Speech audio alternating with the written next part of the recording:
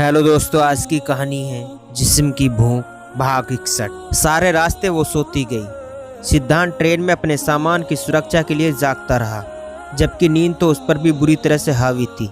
जबकि दिन का वक्त था, जैसे लगता है जिंदगी में कभी कोई सोया ही ना हो। मैडम, जरा भी एहसास कोई मर मर के जाग रहा है। उड़ते हुए वो उसे देखता, उससे बात करना चाहता था, पर वो थी कि गहरी नींद में सोई पड़ी थी। उठो, आ गया स्टेशन। दांत ने उसे झंझोड़ डाला। वो हड़बड़ा कर उठ बैठी। पहुंच गए क्या? नींद से भरी आवाज में उसने कहा, जबकि आंखें अध खुली थी। वास्तव में इस रूप में भी वो इतनी अच्छी लग रही थी कि सिद्धांत को उस पर ढेरों प्यार आ गया। आ गए हैं, जल्दी से उठ जाओ अब, प्यार से नर्म आवाज में कहते हुए बैग नीचे रखने लगा। अंशिका ने पैरों में स्लीपर डाली और जल्दी से फ्रेश होने के लिए चली गई। कितना टाइम लग रहा है इसे? बैग छोड़कर वॉशरूम साइड देखने लगा, जहाँ से वो आती दिखी। बस अगला स्टेशन हम ही लोगों का है, ये तुम्हारा बैग है, ओके। वो हाँ में सिर हिलाते अपनी सीट पर बैठ गई। चेहरे पर बला की मासूमियत, सिद्धांत के चेहरे पर मुस्कुराहट आ गई। तुम्हें विक्रांत की याद आ रही है क्या? अंशिका ने घूर कर देखा। आप ज़्यादा खुश नहीं लग रहे, उसने झूठा दिखाते हुए कहा। सिद्धांत हंस पड़ा। उसकी उंगलियों में अपनी उंगलियां फंसाते हुए बड़ी मोहब्बत से उसे देख रहा था। सामने बगल की सीट पर बैठे अधेड़ उम्र की पति पत्नी उनकी हल्की फुल्की नोकझोंक के साथ उमड़ते प्यार को देख मंद मंद मुस्कुरा रहे थे। बहुत प्यार है आप दोनों में। पत्नी ने उन्हें नाच से देखा। भला इतना प्यार करने वाला पति कहाँ होता है? 100 में से 1। जी शुक्रिया, सिद्धांत ने हाथों पकड़ा और मजबूत करते हुए कहा। नई नई शादी है? पति ने पूछा, जैसे वो जताना चाहते थे कि पत्नी की ये प्यार इश्क बस नए पति पत्नी ही कर सकते हैं।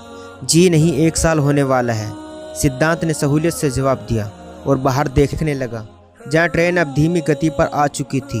और जल्दी से दोनों बड़े बैग्स अपने दोनों कंधे पर डाले हुए हैंडबैग को धकेलते हुए आगे बढ़ा, जैसे कि आमतौर पर बेचारे पति करते हैं। अंशिका अपने पर्स संभालती पीछे हो ली। ऐसा करो, तुम आगे रहो ताकि देख सकूं तुम्हें, वरना गुम हो गई तो क्या करूँगा मैं, उसने चिंता भरी आवाज़ में कहा। तो अंशिका ने भी होठ भींच लिए। वैसे भी हवेली से यहाँ तक वो बस अपने दिल को समझाती हुई आई थी। कितना घुल गई थी सबसे, जैसे सदियों में बस यही तो हो रही हो। मैं छोटी बच्ची नहीं हूँ, ओके, गुम हो जाऊँ, उसने तब कर कहा।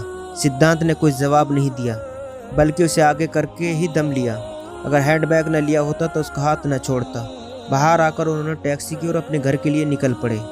ये घर उसने 2 साल पहले खरीदा था। बहुत बड़ा नहीं पर खूबसूरत था। जब दोनों वहाँ पहुँचे तो दोपहर बीत चुकी थी। सुबह से बिना कुछ खाए पिए वो घर के अंदर चले आए। ये साइड से वॉशरूम है, सिद्धांत ने इशारे से बताया। वो अपने कपड़े लिए वॉशरूम में चली गई। थोड़ी देर बाद दोनों नहाकर फ्रेश हुए तो भूख ने हलचल मचा दी। अब यहाँ भूखे मरने के लिए लाए हो तुम मुझे? अंशिका ने गुस्से में कहा। हवेली से आने के बाद से वो जब उसे देखती खून खोल उठता। इतनी जल्दी भी क्या थी भला? अभी तो आरुषि से ढंग से बात भी नहीं कर सकी थी, ना ही उसे जान सकी। वो वहाँ किचन है, इसलिए आज तो मैं ऑर्डर दे रहा हूँ। कल से तुम्हारे हाथ का ही खाना खाऊंगा मैं, सिद्धांत ने सख्त आवाज़ में कहा। खा लो तुम, अंशिका ने मजाक के लहजे में कहा। हाँ, अपनी किस्मत समझकर खा लूँगा, सिद्धांत ने बेबसी भरे लहजे में कहकर उल्टा उसे ही तपा दिया। तभी बाहर बेल हुई तो वह दरवाजे पर गया। वापस आए तो हाथ में पॉलीथीन की 2 पैकेट थी। 1 मिनट मुझसे पूछा भी नहीं कि क्या खाना है तुम्हें, बस ऑर्डर कर दिया। मुंह फुलाते उसके पैकेट्स लिए। अच्छे से याद था उसे हॉस्पिटल में कैसे करेले खिलाए थे उसने उसे, सोचकर ही उसका मन कड़वा हो जाता था।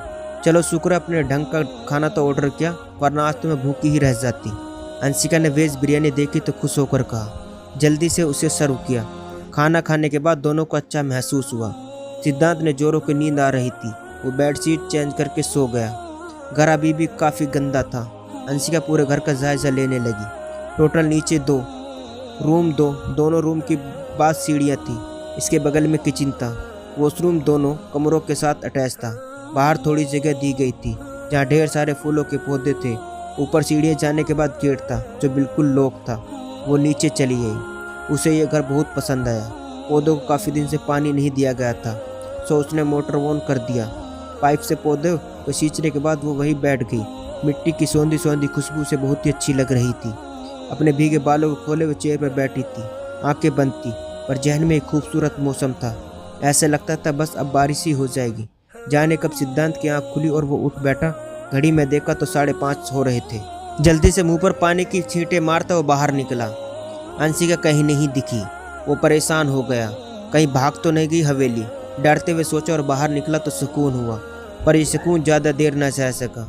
जब उसके जिस्म पर नजर पड़ी तो खुद को बेबस समझने लगा। आंचल कंधे पर लुढ़क कर जमीन पर पड़ा था। वो हर चीज़ से बेगानी आंखें बंद किए जाने की दुनिया की सैर कर रही थी।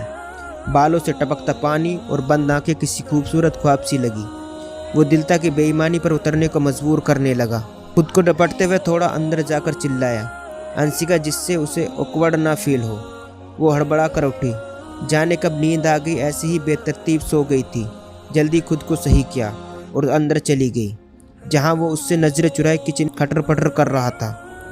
क्या हुआ, क्यों चिल्ला रहे हो जाहिलों की तरह? अंशिका पुराने अंदाज में लौट चुकी थी। वो उससे नजरें नहीं मिला पा रहा था। डर था उसने उसकी चोरी न पकड़ ली हो। मैं बाहर जा रहा हूँ, तुम चलना चाहोगी? मतलब देख, उसे लेकर आते हैं। अंशिका बिना कुछ बोले वहीं देखी चेयर पर बैठ गई। मैं सब जान चुकी हूँ अब, और अच्छे से देख लिया तुम्हें। उसके मखसूस अंदाज ने उसे चौकन्ना कर दिया। वह ऐसे हड़बड़ाया जैसे चोरी पकड़ ली हो उसने। क्या जान गई हो तुम? वो नजरें चुराते उसके सामने आ खड़ा हुआ। यही कि तुम मुझे यहाँ सब बस अपने काम के लिए लाए हो। जब से आए बस मुझे घर के काम सिखाने की कोशिश कर रहे हो। किचन साफ कर लो, खाना बना लो, मार्केट कर लो। मतलब मैं अभी ढंग से घर भी नहीं देख पाई। तुम्हारा और तुम शुरू हो गई रिवायती मर्दों की तरह। ओह अच्छा, ये बात है। अगर तुम नहीं चलना चाहती हो तो नहीं सही, पर घर तो तुम्हें ही संभालना है, जैसे भी हो। सिद्धांत सुकून भरी सांस लेता पलटा। वैसे जिद कर रही हो तो चलती हूँ मैं भी। क्या करूँगी यहाँ रहकर? अंशिका ने कंधे उचकाते हुए कहा तो मुस्कुरा दिया और जल्दी से गेट की कीज निकालते उसे तैयार होने का कहकर खुद अपने बाल संवारने लगा। दोनों बाहर निकले तो सिद्धांत ने अपनी बुलेट निकाली। अंशिका देखा तो खुशी से उछल पड़ी। जमाना बीत गया तो उसे बाइक के बुलेट पर बैठे। सिद्धांत ने उसे देखा तो देखते ही रह गया। यही पहन के चलोगी? मतलब साड़ी या सूट नहीं? क्या तुम्हारे पास है? यह सब वही छोड़ आई। वो खूबसूरत तो थी और वो चाहता था उसके नाम से चले। लोग उन्हें देखे तो कहीं इनकी जोड़ी बेमिसाल है। अंशिका ने झुककर अपने कपड़े देखे। उसे कहीं भी कुछ गलत नहीं लगा। वो तो आदी थी ऐसे कपड़ों की, और हवेली में साड़ी पहनते पहनते उसकी आदत भी हो चुकी थी। कितने दिनों बाद तो उसने अपने कपड़े पहने थे। उस पर भी सिद्धांत की भवें सिकुड़ गई। अगर तुम्हें ऐसे ही चलना हो तो चलो, वरना नहीं जाऊंगी मैं। वो वापस मुड़ने लगी। उसने उसका हाथ पकड़ा और झट से खींच लिया उसे। वो सीधा उसके सीने से जा लगी। चलेगी जैसे भी हो। एक खूबसूरत मुस्कान के साथ दोनों निकल पड़े। वो उसके कंधे पर हाथ रखे बाहरी दुनिया को देखने लगी, जैसे कितने अरसे गुजर गए थे। आज सुकून सिद्धांत के साथ का था। कल को पीछे छोड़ अब आगे बढ़ने का सोच लिया था उसने।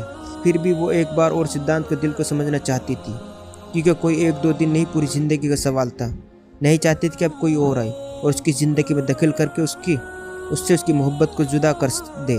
पहुंच गए हम, सिद्धांत ने थोड़ा सा मुड़कर उससे कहा तो उतर गई। दोनों अंदर चले गए।